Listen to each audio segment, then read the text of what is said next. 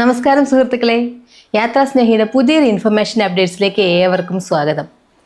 ഇന്ന് നമ്മൾ ദേശീയ പെൻഷൻ പദ്ധതി അഥവാ നാഷണൽ പെൻഷൻ സ്കീം NPS എന്നൊരു പദ്ധതിയെക്കുറിച്ചാണ് നിങ്ങളുമായി ഷെയർ ചെയ്യാൻ ഉദ്ദേശിക്കുന്നത്. NPS എന്ന നിലവിലുള്ള ഒരു പദ്ധതി തന്നെയാണ്.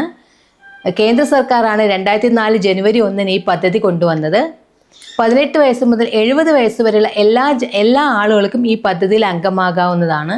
അതായത് പൊതുജനങ്ങൾ എല്ലാവർക്കും ഒരു പെൻഷൻ സ്കീം തയ്യാറാക്കുക എന്ന ഉദ്ദേശത്തോടു കൂടി, അല്ലെങ്കിൽ പെൻഷൻ ലഭ്യമാക്കുക എന്നൊരു ഉദ്ദേശത്തോടു കൂടിയാണ് ഈ പദ്ധതി കൊണ്ടുവന്നത്. പൊതുജനങ്ങൾക്ക് പെൻഷൻ അവരുടെ റിട്ടയർമെൻറ്റിന് ശേഷം അല്ലെങ്കിൽ ഒരു 60-70 വയസ്സിന് ശേഷം മികച്ച ഒരു പെൻഷൻ സംവിധാനം ഒരുക്കുക എന്നതും ഒരു നല്ലൊരു സേവിങ്സ് താല്പര്യം അവരിൽ ഉണ്ടാക്കുക എന്ന ഉദ്ദേശത്തോടു കൂടിയാണ് ഈ NPS കേന്ദ്ര സർക്കാർ കൊണ്ടുവന്നത്. എന്നാൽ ഇപ്പോൾ നമ്മൾ എന്താണ് ഈ പദ്ധതിയെക്കുറിച്ച് പറയുന്നതെന്ന് വെച്ചാൽ, ഈ NPS എന്ന പദ്ധതിയിൽ ഒരു അപ്ഡേഷൻ വന്നിട്ടുണ്ട്. അതേക്കുറിച്ചാണ് ഇന്ന് ഞാൻ നിങ്ങളുമായി പറയാൻ ഉദ്ദേശിക്കുന്നത്.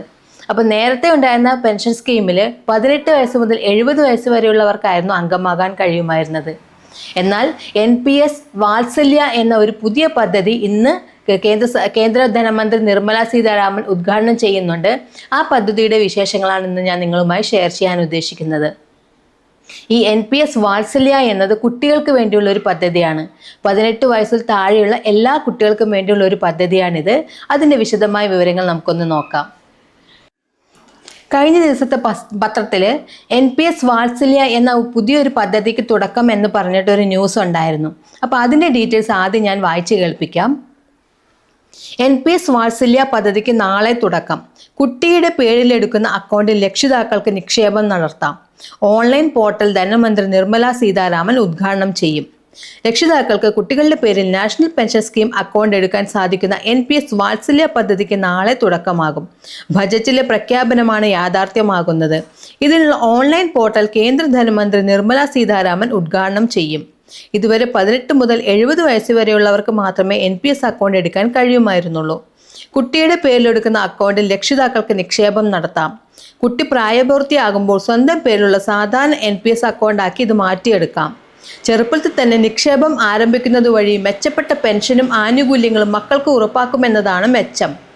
ഇത് ഏത് മേഖലയിൽ പ്രവർത്തിക്കുന്നവർക്കും ജോലിയിൽ നിന്ന് വിരമിച്ച് വിശ്രമ ജീവിതത്തിലേക്ക് കടക്കുമ്പോൾ നിശ്ചിത തുക പെൻഷനായി ലഭിക്കാൻ സഹായിക്കുന്നതാണ് NPS അഥവാ നാഷണൽ പെൻഷൻ സ്കീം. ഇത് വായിച്ചതിൽ നിന്ന് കാര്യങ്ങൾ മനസ്സിലായില്ലേ? കുട്ടികൾക്ക് വേണ്ടിയുള്ള ഒരു പദ്ധതിയാണ് NPS.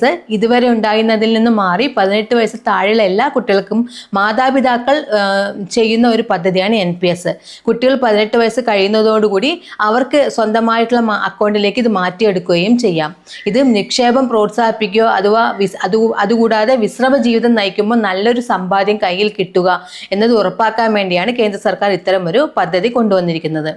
ഇതുമായി ബന്ധപ്പെട്ട പുതിയൊരു അപ്ഡേറ്റ്സ് ആണ് ഇന്നത്തെ പത്രത്തിൽ വന്നിരിക്കുന്നത്.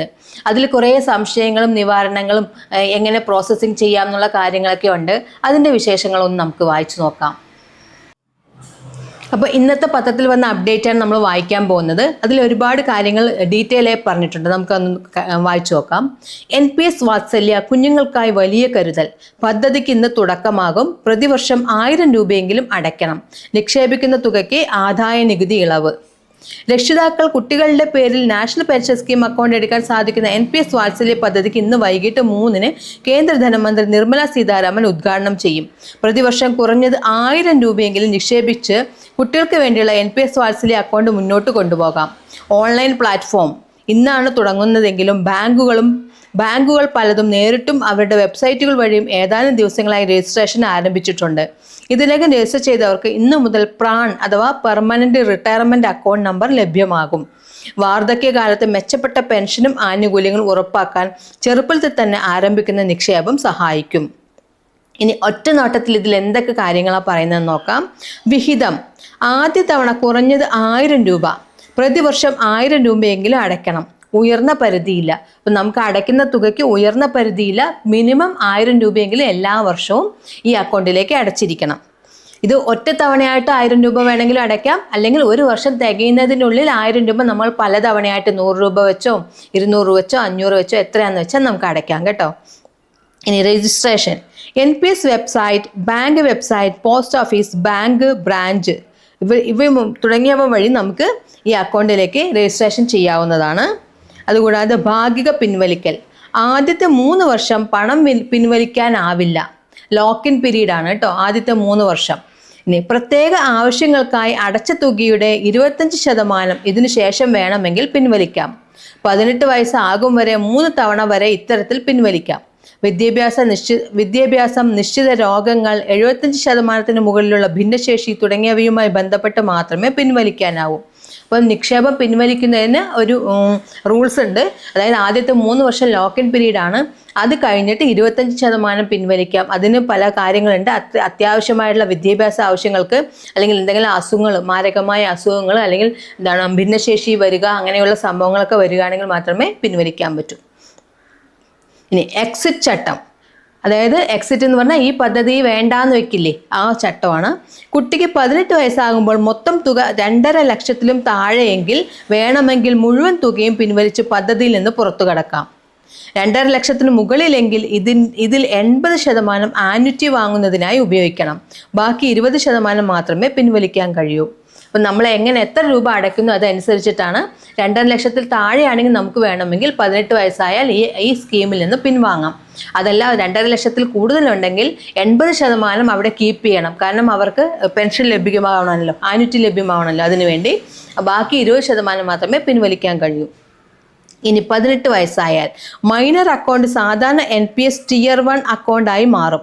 ഇതിലേക്ക് തുടർന്നും നിക്ഷേപിക്കാം. 3 മാസത്തിനകം KYC അഥവാ തിരിച്ചറിയൽ രേഖ നടപടിക്രമങ്ങളെല്ലാം പൂർത്തിയാക്കണം.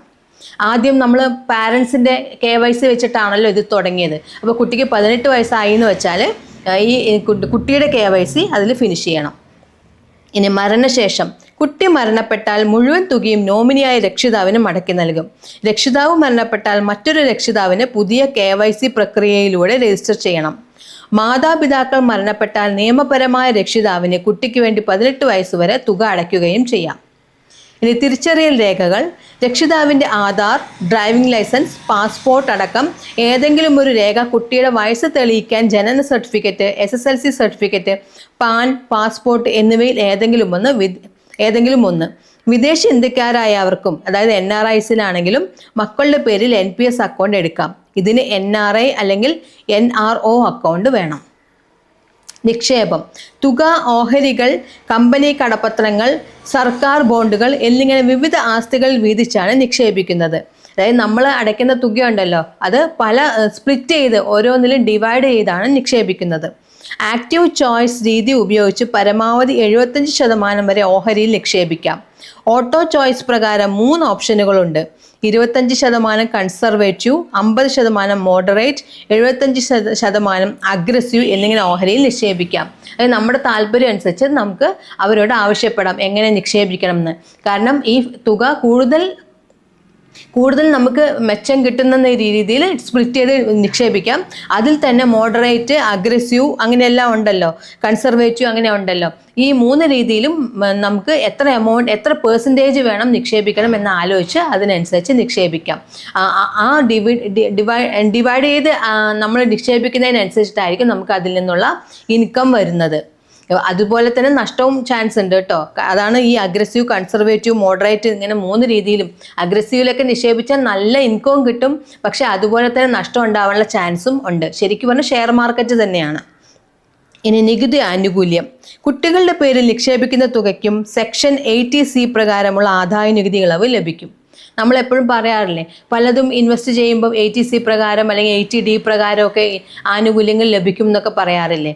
അതുപോലെ തന്നെ ഈ നിക്ഷേപത്തിനും 80C പ്രകാരം ആനുകൂല്യം ലഭിക്കും, ടാക്സ് ഡിഡക്ഷൻ ലഭിക്കുമെന്നാണ് പറഞ്ഞിരിക്കുന്നത്. അപ്പോൾ ഇനി ഞാൻ കൂടുതൽ വിശദീകരിക്കാതെ തന്നെ ഈ ഡീറ്റെയിൽസ് എല്ലാം മനസ്സിലായില്ലേ? ഇനി എന്തെങ്കിലും സംശയങ്ങളോ മറ്റോ ഉണ്ടെങ്കിൽ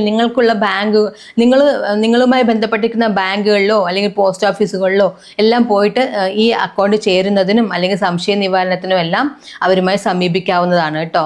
അതുപോലെ പ്രൈവറ്റ് ഫേമുകളിലും എല്ലാം ഈ സംവിധാനങ്ങളുണ്ട്. അപ്പം എവിടെയാണ് നിങ്ങൾക്ക് താല്പര്യം എന്ന് വെച്ചാൽ നിങ്ങളുടെ കുട്ടികൾക്ക് വേണ്ടി ഇങ്ങനൊരു സംവിധാനം ചെയ്യണം എന്ന് ആഗ്രഹം ഉണ്ടെങ്കിൽ അവിടെ പോയി ചേരാവുന്നതാണ്. എന്തായാലും അതായത് അവരുടെ മികച്ചൊരു ഭാവിക്കും അതുപോലെ സേവിങ്സ് എന്നുള്ള ഒരു താല്പര്യം ഉണ്ടാക്കിയെടുക്കാനും കൂടി വേണ്ടിയിട്ടാണ് ഇത് ചെയ്യുന്നത്. അപ്പോൾ നമ്മളിങ്ങനെ ചെയ്യുന്നു എന്ന് കാണുമ്പം ഓട്ടോമാറ്റിക് ആ കുട്ടികൾക്കും അതിലൊരു സേവിങ് മെൻറ്റാലിറ്റി കൂടുതലായിട്ട് വരും. അപ്പോൾ ഈ വിവരം നിങ്ങൾക്ക് ഉപകാരപ്പെട്ടു എന്ന് വിശ്വസിക്കുന്നു.